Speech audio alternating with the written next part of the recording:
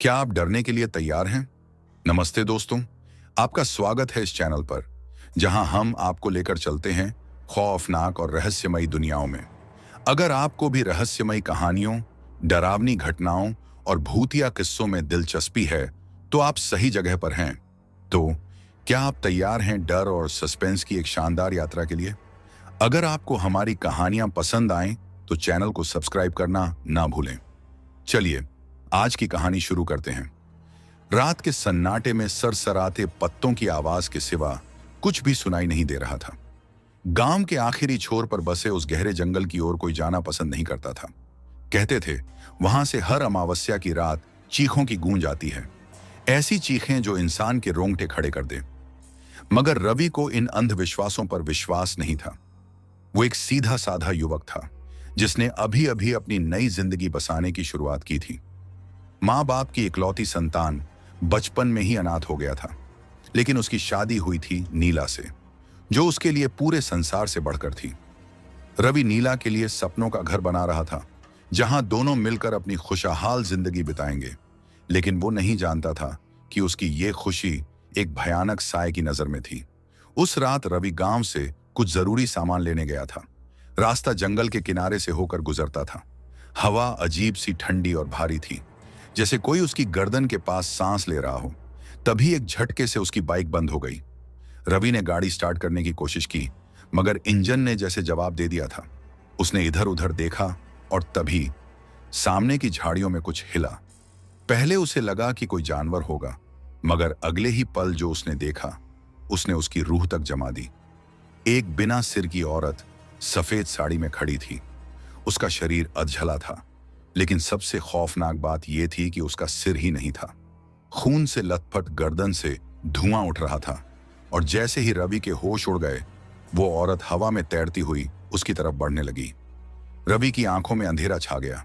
जब वो होश में आया तो खुद को अपने ही घर के अंदर पाया। उसकी बीवी नीला सामने खड़ी थी, लेकिन उसकी आंखों में खौफ था। नीला रो रही थी, उसके हाथ कांप रहे थे। रवि, तुम्हें पता है तुम रात को कहां थे? उसने कांपते हुए पूछा। रवि को कुछ भी याद नहीं था, लेकिन फिर नीला ने जो बताया, उसने उसकी दुनिया ही हिला दी। रवि, तुम रात को यहां आए ही नहीं थे। मैं पूरी रात जागती रही, तुम्हें फोन किया, लेकिन तुम्हारा फोन जंगल के पास पड़ा मिला। फिर मैं यहां कैसे आया? रवि की आवाज कांप गई। नीला की आंखों से आंसू बहने लगे। रवि, जब मैं तुम्हें ढूंढने निकली तो मैंने उस औरत को देखा। रवि के रोंगटे खड़े हो गए। क्या क्या मतलब? नीला ने कांपते हुए कहा। वो बिना सिर की औरत हमारे घर के दरवाजे के सामने खड़ी थी, और जैसे ही मैंने दरवाजा खोला, तुम बेहोश होकर जमीन पर गिर गए। रवि और नीला के दिमाग में सवाल घूम रहा था, आखिर वो औरत कौन थी? रवि ने गांव के बुजुर्गों से पूछा, तो उन्होंने जो बताया, उससे उसका दिल दहल गया। वो औरत जिसकी तुम बात कर रहे हो, वो इस गांव की ही थी, जिसका सिर काटकर उसे जंगल में दफना दिया गया था। किसने मारा था उसे? रवि ने हिम्मत जुटाकर पूछा। बुजुर्ग ने गहरी सांस ली और धीरे से कहा, तुम्हारे पिता ने। रवि के पैरों तले जमीन खिसक गई। उसके पिता तो सालों पहले ही मर चुके थे। तो फिर यह सब क्या था? क्या वो औरत उससे बदला लेने आई थी, या फिर रवि का अतीत किसी और भयानक सच को छुपा रहा था? रवि अपने कमरे में अकेला बैठा था। दिल और दिमाग उलझे हुए थे। क्या उसके पिता एक हत्यारे थे? उसे अपनी मां के आंसू याद आए जब वो छोटा था। मां हमेशा कहती थी, तेरे पिता अच्छे इंसान नहीं थे, लेकिन उन्होंने कभी कुछ बताया नहीं। रवि ने हमेशा सोचा था कि पिता किसी हादसे में मारे गए, लेकिन आज उसे सच का एहसास हुआ। यह कोई साधारण मौत नहीं थी, बल्कि उसके पीछे एक खौफनाक राज छुपा था। लेकिन सवाल यह था, अगर पिता ने उस औरत को मारा था, तो क्या उसकी आत्मा अब बदला लेने आई थी? क्या उसकी शादीशुदा जिंदगी भी अब इस श्राप की चपेट में आ गई थी? उस रात रवि को नींद नहीं आई। वो बाहर बरामदे में बैठा था, तभी अचानक उसे महसूस हुआ कि कोई उसे घूर रहा है। गहरी काली रात में हल्की चांदनी के बीच जंगल की ओर कोई परछाई हिलती नजर आई।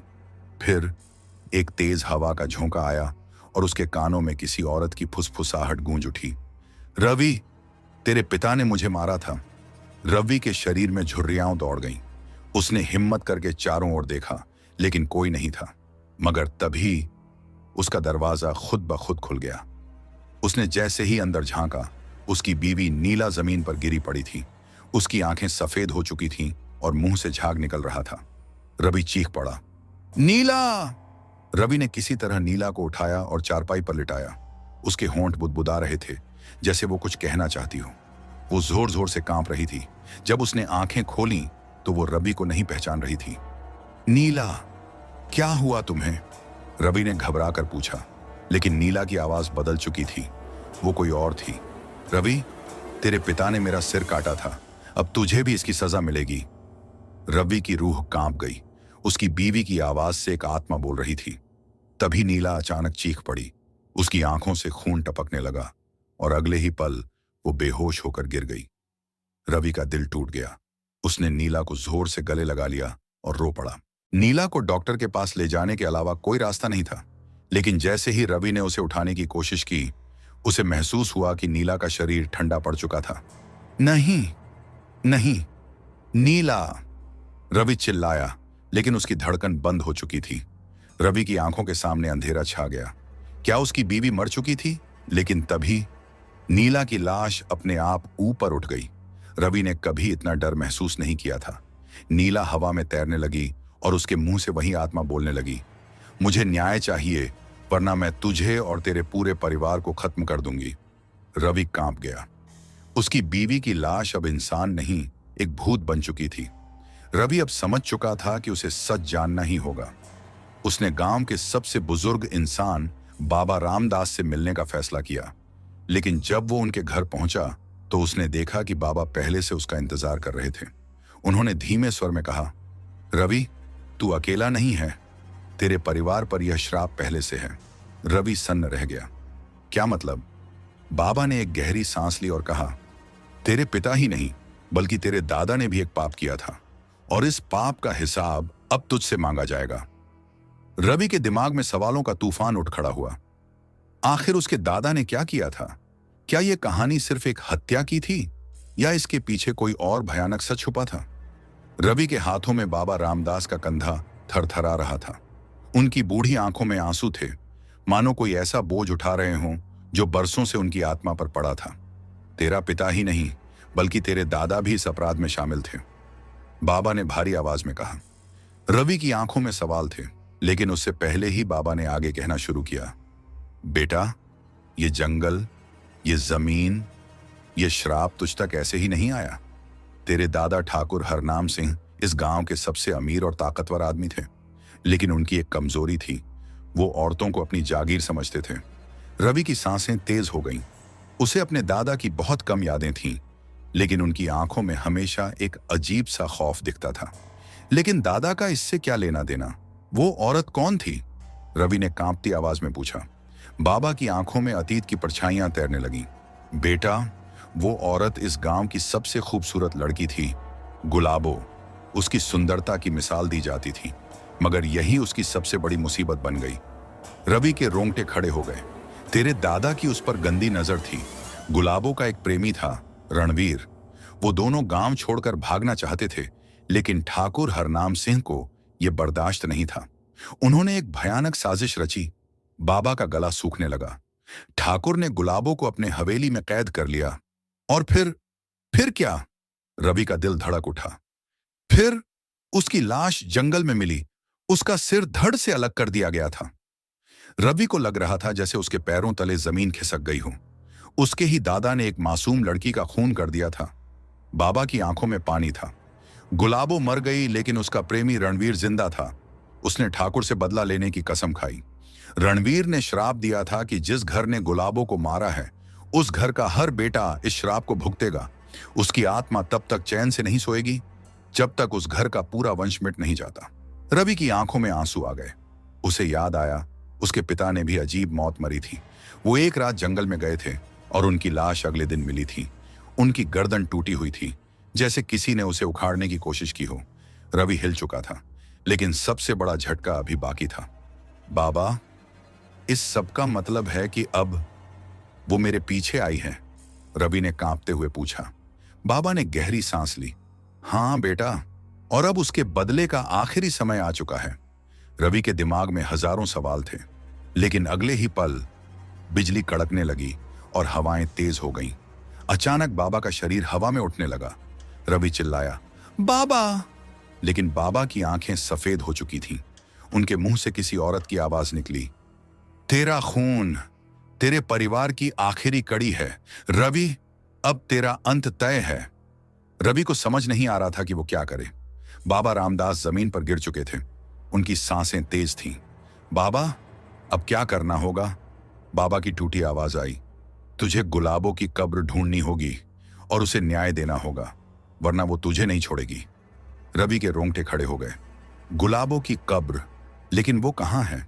अगली रात अमावस्या थी और रवि को किसी भी हाल में उस कब्र का पता लगाना था, वरना वो अगला शिकार बन सकता था। रवि रात भर सो नहीं सका। उसकी आत्मा अंदर से टूटी हुई थी। वो एक ऐसे सच के सामने खड़ा था जिसने उसकी पूरी जिंदगी हिला दी थी। जिस परिवार को वह अपनी पहचान मानता था, वह एक पापी इतिहास की देन था। उसे याद आया, जब वह छोटा था, उसकी माँ उसे हमेशा जंगल के पास जाने से रोकती थी। वो कहती थी, उस रास्ते पर कभी मत जाना, वहां मौत तेरा इंतजार कर रही है। लेकिन तब रवि ने इसे बचपन की मनगढ़ंत कहानियां समझा था। आज उसे समझ आया कि उसकी मां को सब पता था, लेकिन सवाल यह था, अगर उन्हें सच मालूम था तो उन्होंने ये राज उससे छुपाया क्यों? क्या उनकी भी मौत इस श्राप से जुड़ी थी? रवि अब किसी भी हालत में गुलाबों की कब्र तक पहुंचना चाहता था। बाबा रामदास ने कहा था कि जब तक उसे न्याय नहीं मिलेगा, उसकी आत्मा भटकती रहेगी और एक एक कर उसके वंश को खत्म कर देगी। रवि अपने दोस्त नरेश को लेकर जंगल की तरफ निकला। रात घनी हो चुकी थी। अमावस्या का अंधकार पूरे गांव पर छाया था। जैसे ही वे जंगल के गहरे हिस्से में पहुंचे, उन्हें महसूस हुआ कि हवा अचानक रुक गई है। पत्तों की सरसराहट बंद हो गई थी। हर चीज जैसे ठहर गई हो। और फिर एक धीमी सी आवाज आई, रवि, तेरा इंतजार था। रवि और नरेश का खून जम गया। उन्होंने पीछे मुड़कर देखा। जमीन पर एक पुरानी टूटी फूटी कब्र थी, लेकिन सबसे भयानक बात यह थी कि वो कब्र हिल रही थी। रवि का दिल तेजी से धड़कने लगा। नरेश ने कहा, भाई, ये जगह ठीक नहीं लग रही, चल यहां से निकलते हैं। लेकिन रवि पीछे हटने को तैयार नहीं था। उसने जमीन खोदनी शुरू की। हर मिट्टी का टुकड़ा हटाने के साथ हवा में अजीब सी सड़ांध बढ़ने लगी और फिर एक सड़ा गला हाथ बाहर निकला। नरेश चीख पड़ा, भाई, ये क्या कर रहे हो? ये तो लाश है। लेकिन रवि रुकने वाला नहीं था। उसने पूरी ताकत से जमीन खोद डाली और फिर एक बिना सिर की लाश बाहर आ गई। रवि की आंखों से आंसू बहने लगे। गुलाबो, तू इतनी तकलीफ में थी? उसकी आवाज कांप रही थी। लेकिन तभी लाश अचानक अपने आप हिलने लगी। नरेश ने घबराकर पीछे हटना चाहा, लेकिन वो जमीन में धंसने लगा। रवि, कुछ कर भाई! नरेश चिल्लाया। रवि ने नरेश की तरफ हाथ बढ़ाया, लेकिन तब तक एक सफेद धुआं निकला और हवा में एक आकृति बनने लगी। वो आकृति गुलाबों की थी, लेकिन बिना सिर की। उसकी आवाज गूंजी, तेरे दादा ने मुझे मारा था, अब तेरा भी वक्त आ गया है। रवि कांप गया। गुलाबो, सुनो, मुझे सच जानना है। गुलाबों की आत्मा अचानक हवा में घूमी और एक धूल का गुबार उठा। उसके बाद जो रवि ने देखा, उस पर यकीन करना नामुमकिन था। रवि के सामने अचानक एक नया दृश्य उभर आया। हवेली का बड़ा कमरा, खून से सना फर्श और उसके दादा ठाकुर हरनाम सिंह खड़े थे। लेकिन वहां सिर्फ गुलाबो नहीं थी, वहां उसकी मां भी थी। रवि की आंखें फटी की फटी रह गईं। उसकी मां उस रात वहां क्या कर रही थी? क्या वो भी इस पाप में शामिल थी? अब सवाल यह था, क्या उसकी मां भी इस भयानक रहस्य की गवाह थी? रवि की आंखें फटी की फटी रह गईं। उसकी मां इस खून से सनी हवेली में क्या कर रही थी? क्या वो भी इस पाप में शामिल थी या फिर किसी और भयानक सच की गवाह थी? बाबा रामदास पहले ही कह चुके थे कि यह श्राप उसके पूरे परिवार पर था। लेकिन रवि को यकीन नहीं हो रहा था कि उसकी मां भी इस भयानक सच का हिस्सा हो सकती है। आसमान में बादल घुमड़ने लगे। चारों तरफ एक अजीब सी सिहरन थी।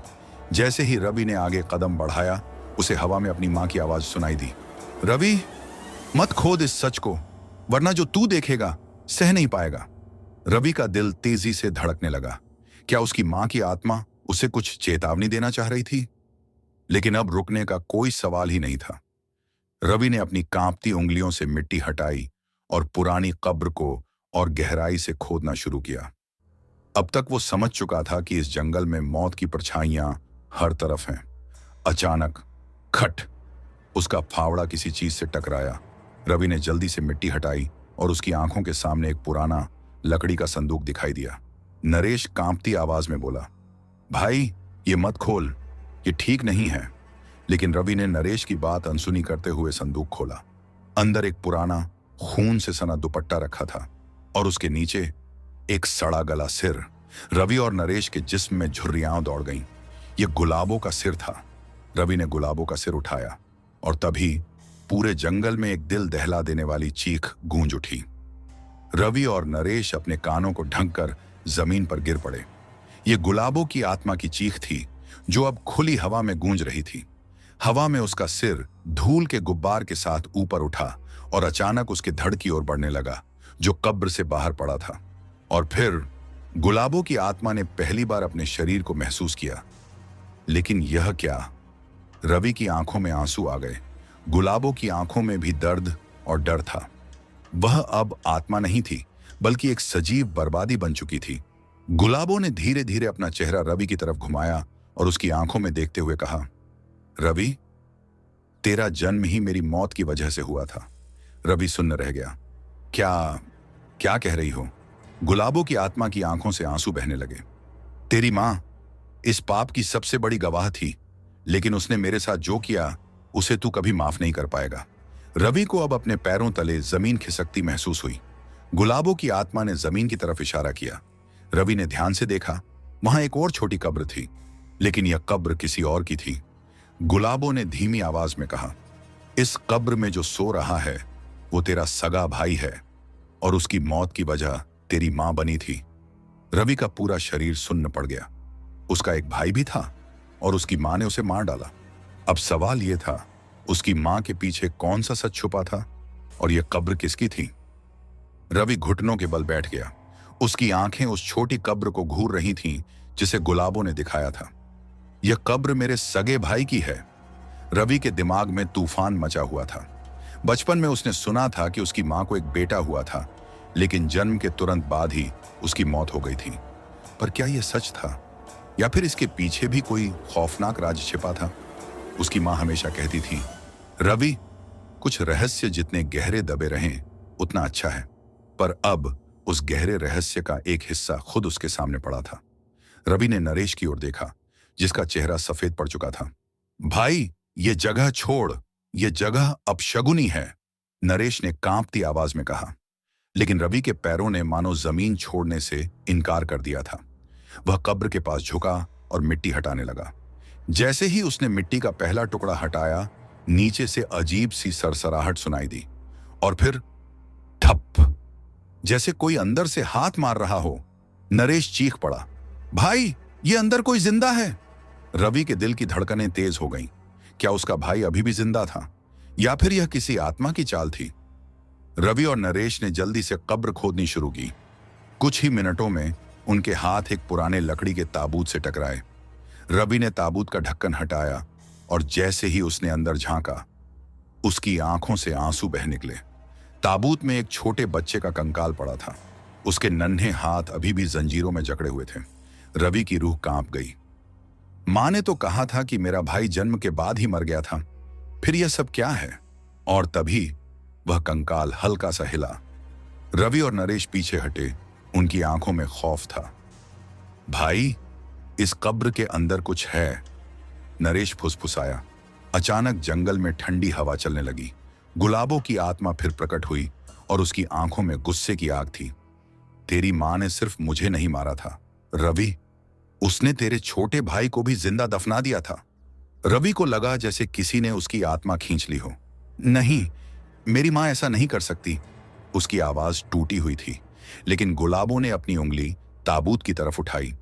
रवि ने हिम्मत करके दोबारा ताबूत में झांका और जो उसने देखा, उसने उसकी पूरी दुनिया हिला दी। ताबूत के अंदर की लकड़ी पर खरोंचों से लिखा हुआ था, मां, मुझे माफ कर दो, मुझे बाहर निकाल दो। रवि की सांसें रुक गईं। उसका भाई जिंदा दफनाया गया था। रवि के मन में सवालों का तूफान उठ खड़ा हुआ। क्या उसकी मां ही असली हत्यारी थी या फिर इसके पीछे कोई और खौफनाक चेहरा छुपा था? गुलाबों की आत्मा की आंखों में एक अजीब चमक थी। उसने धीमे से कहा, रवि, तुझे जो सच मिला है वह सिर्फ एक परत है। असली रहस्य तो हवेली में छुपा है, जहां तेरे पिता ने वह काला सौदा किया था। रवि ने चौंक कर गुलाबों की ओर देखा। कौन सा सौदा? गुलाबों ने बस इतना कहा, जिस रात तेरा भाई मारा गया था, उस रात तेरे पिता ने किसी के साथ समझौता किया था, और वह शख्स इंसान नहीं था। रवि के पैरों तले जमीन खिसक गई। क्या क्या मतलब?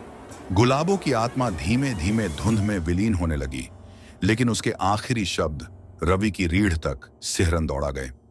अगर सच जानना चाहता है तो हवेली के तहखाने में जाकर वह दरवाजा खोल जिसे हमेशा बंद रखा जाता है। रवि कांपते हाथों से हवेली के टूटे हुए दरवाजे को धकेलता है। अंदर घना अंधेरा था और दीवारों पर लगी पुरानी तस्वीरों से धूल झड़ रही थी। हर कोने में अजीब सी सड़ांध फैली थी, जैसे यहां सदियों से कोई दबी हुई लाश सड़ रही हो। उसकी आंखें एक तस्वीर पर ठहर गईं, उसके पिता की तस्वीर। लेकिन रवि के अंदर भावनाओं का तूफान मच गया। क्या सच में उसके पिता ही इस श्राप की वजह थे? क्या उसकी मां ने ही अपने दूसरे बेटे को जिंदा दफनाया था? रवि के दिमाग में उसके बचपन की बातें घूमने लगी। मां हमेशा कहती थी, इस हवेली के तहखाने में कभी मत जाना बेटा, वहां सिर्फ अंधेरा रहता है। पर अब रवि को लग रहा था कि अंधेरा सिर्फ तहखाने में नहीं था, बल्कि उसके पूरे परिवार पर छाया था। रवि और नरेश ने धीरे धीरे नीचे उतरना शुरू किया। सीढ़ियां जर्जर हो चुकी थीं और हर कदम पर लगता था कि कोई अनदेखी शक्ति उनके चारों ओर घूम रही हो। अचानक खर्रा खर्रा किसी चीज के घसीटे जाने की आवाज आई। नरेश डरते हुए बोला, भाई, लगता है यहां हम अकेले नहीं हैं। लेकिन रवि बिना रुके आगे बढ़ा। अब पीछे हटने का कोई मतलब नहीं था। तहखाने के आखिरी हिस्से में एक पुराना दरवाजा था। उस पर गहरे खरोंचों के निशान थे, जैसे किसी ने उसे अंदर से खोलने की कोशिश की हो। रवि ने झिझकते हुए दरवाजा खोला और अंदर का नजारा देखकर दोनों की चीख निकल गई। कमरे के बीचों बीच एक कुर्सी पर कोई बैठा था। उसका शरीर काला पड़ चुका था। आंखों की जगह दो खाली गड्ढे थे और उसके चेहरे की चमड़ी पिघली हुई लग रही थी। लेकिन सबसे खौफनाक चीज थी उसके सिर के ठीक ऊपर छत से लटकी हुई एक औरत का सिर। बिना धड़ का वह सिर अब भी जिंदा था। गुलाबो! रवि की आवाज कांप गई और तभी वह सिर धीरे धीरे अपनी मरी हुई आंखें रवि की तरफ घुमाने लगा। रवि! एक धीमी फुसफुसाहट गूंजी। रवि की आत्मा तक कांप गई। मतलब मेरे पिता ने ही मेरे छोटे भाई को मरवाया? गुलाबों का सिर हंस पड़ा। नहीं रवि, उन्होंने उसे नहीं मारा, उन्होंने उसे चढ़ावा बना दिया। रवि की आंखें फैल गईं। चढ़ावा? किसके लिए? गुलाबों ने धीरे धीरे अपनी गर्दन ऊपर घुमाई। रवि ने भी ऊपर देखा और वहां एक भयानक आकृति छत से उल्टी लटकी हुई थी। एक काला साया जिसकी लाल चमकती आंखें सीधी रवि को घूर रही थीं। गुलाबों की आवाज फिर आई, तेरे पिता ने एक अमर आत्मा का सौदा किया था। वह उन्हें हमेशा जीवित रखना चाहता था, लेकिन बदले में उसे हर पीढ़ी का पहला बेटा चाहिए था। रवि की रीढ़ तक सिहरन दौड़ गई। तो इसीलिए उसके छोटे भाई को जिंदा दफनाया गया था, और इसका मतलब था अब अगला नंबर रवि का था। अचानक वह काला साया हवा में हिला और उसकी अजीब सी आवाज आई, तू सच के बहुत करीब आ गया है रवि, अब तू भी मेरा हिस्सा बनेगा। रवि और नरेश ने दरवाजे की तरफ दौड़ लगाई, लेकिन वह खुद ब खुद बंद हो गया। अब सिर्फ एक ही रास्ता था, लड़ना या मर जाना। गुलाबों की आत्मा जोर से चीखी, रवि, ये तेरा आखिरी मौका है। अगर तू इस हवेली से बच निकला तो इस श्राप को हमेशा के लिए तोड़ सकता है। रवि ने तेजी से अपनी जेब से माचिस निकाली। अगर यह हवेली मेरे परिवार का श्राप है तो इसे जलाकर ही मैं इससे मुक्त हो सकता हूं। उसने माचिस जलाई और पूरे तहखाने में आग भड़क गई। आग ने सब कुछ अपने कब्जे में लेना शुरू कर दिया। काला साया भयानक चीखों के साथ हवेली के अंदर गायब हो गया। गुलाबों की आत्मा धीरे धीरे धुएं में घुलने लगी। रवि ने आखिरी बार अपने पिता की तस्वीर देखी और फिर वह और नरेश तेजी से हवेली से बाहर भागे। पीछे से पूरी हवेली आग में जल रही थी, जैसे वह अपने सारे पापों के साथ भस्म हो रही हो। लेकिन जब रवि और नरेश जंगल से बाहर निकले तो उन्हें दूर कहीं एक बच्चे के हंसने की आवाज सुनाई दी। रवि ने धीरे धीरे पीछे मुड़कर देखा और उसके ठीक पीछे एक काला धुआं उसकी तरफ बढ़ रहा था। अंत या एक नए डर की शुरुआत।